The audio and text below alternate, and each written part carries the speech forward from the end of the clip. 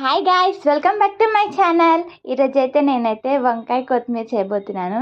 దీనైతే కొత్తిమీర వంకాయ అయితే అంటారు. ఇందులో అయితే ఫస్ట్ అయితే ఆయిల్ యాడ్ చేసుకొని వంకాయలు అయితే కట్ చేసి పెట్టుకుని అందులో యాడ్ చేసుకొని నా అలాగైతే వేయకండి. కొంచెం ఆయిల్ చిన్న మంట పెట్టుకొని వంకాయలను అయితే ముంచి ఇట్లా ఇట్లా ఇట్లా మొత్తం ఆ వాటర్ అంతా పోయే వరకు అనుకొని తర్వాత అందులో వేయండి.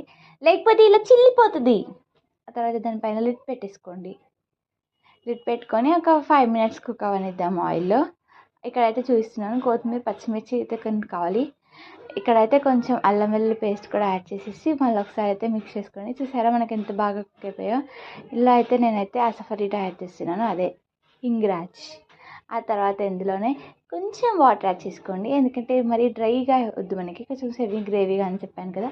ఇందులోనే కొంచెం సాల్ట్, కొంచెం పసుపు కూడా యాడ్ చేసి మిక్స్ మిక్స్ మిక్స్ మిక్స్ చేసి మళ్ళీ లిడ్ పెట్టేసుకుందాము.